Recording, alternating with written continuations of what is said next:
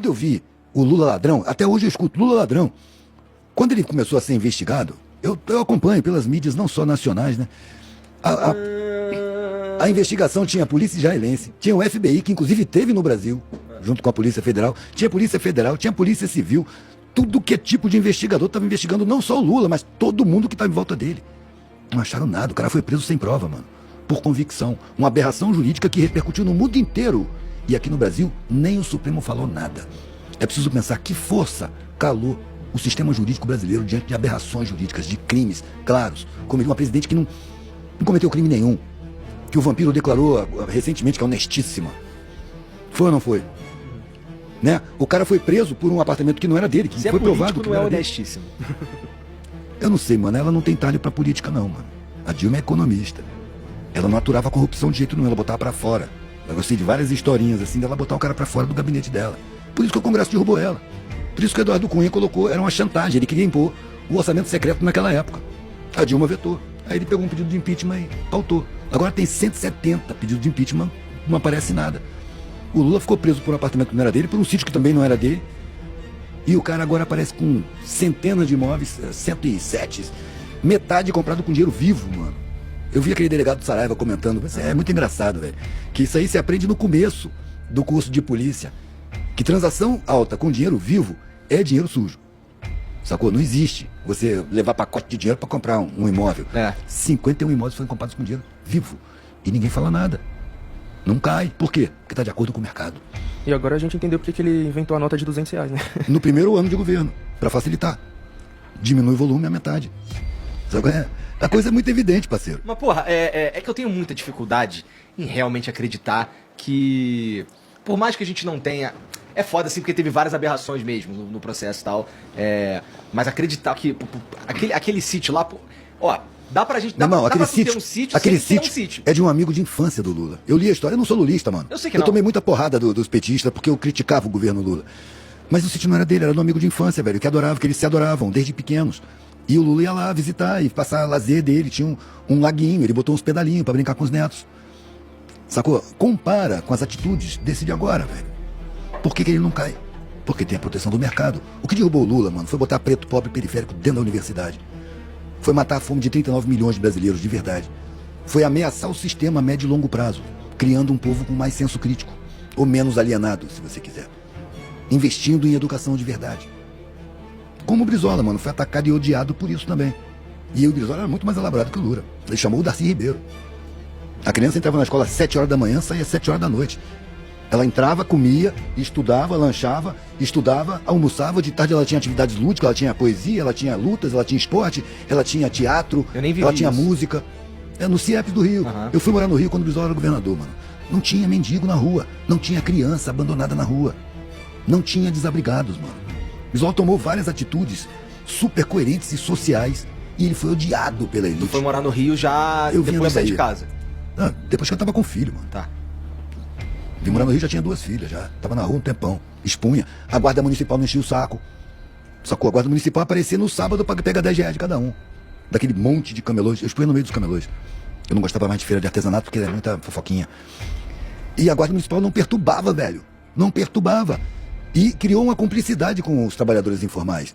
Quando vinha uma ordem por pressão da associação comercial, que odeia camelô, né? Camelô, velho, nada mais é do que o cara que não tem um emprego e tá se virando pra sobreviver. Eu concordo, eu sei Sacou? disso. Então criou uma cumplicidade que quando tinha uma operação forçada pela pressão da associação comercial, o Rapa vinha no dia anterior e avisava todo mundo, amanhã não vem não, porque vai ter operação. Sacou? Existia uma cumplicidade. Brizola proibiu a polícia de subir no morro, mano. Tá subindo, ele falava assim, o policial não sabe respeitar o pobre. Não sabe respeitar as pessoas que moram nas favelas. Então, para ter operação, só pode ser de 6 da manhã às 6 da tarde, com o comandante do batalhão presente. Fora disso, não, a polícia não pode entrar em morro. Pô, deu paz, mano. Deu paz. E eu, mas o tráfico vai ficar à vontade. Ninguém obriga ninguém a comprar droga. Ninguém obriga ninguém a comprar. Quem vai lá comprar, tá indo por conta própria. Então, deixa os meninos fumar, deixa os meninos cheirar. Sotaque do Brizola. Tem paz social ali. E ainda com os CIEPs, velho, era um investimento a médio e longo prazo. Aí o Brizola fez um governo, perdeu a reeleição.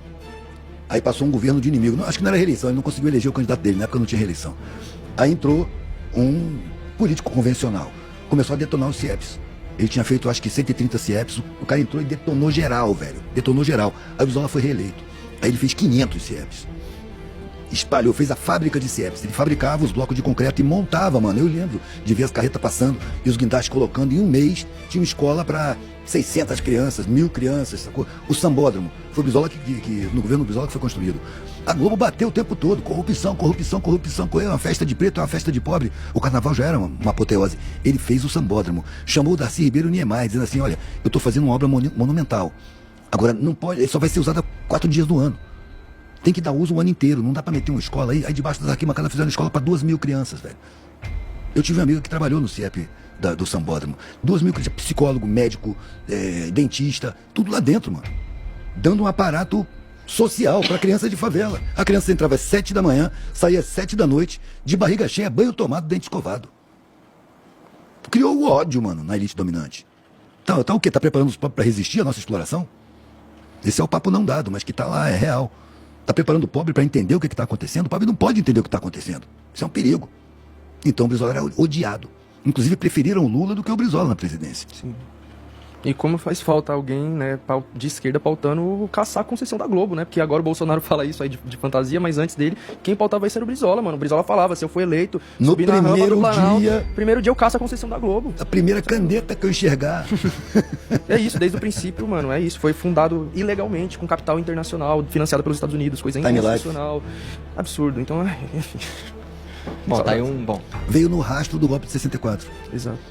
Que era a TV Globo era uma TVzinha local, mano. A Excelsior era maior, a Tupi era maior, tinha várias TVs maiores que foram todas derrubadas porque não foram a favor do golpe. No dia seguinte ao golpe, no dia 2 de abril, que o golpe foi 1º de abril, eles falam 31 de março porque 1º de abril fica ridículo pra eles.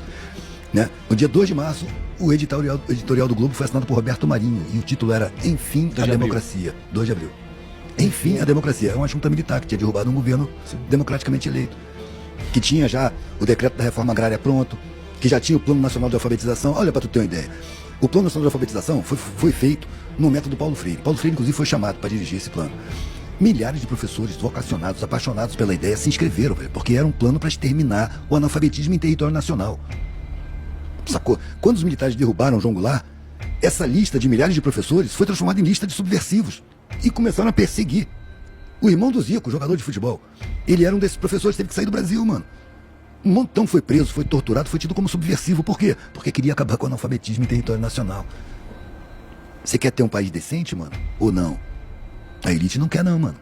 Quer o povo ignorante, escravizado, dominado, desinformado, fácil de enganar, de iludir, de induzir, de condicionar, de ir contra o governante que mais favoreceu os pobres, mano. Mais do que Getúlio Vargas, que foi o Lula.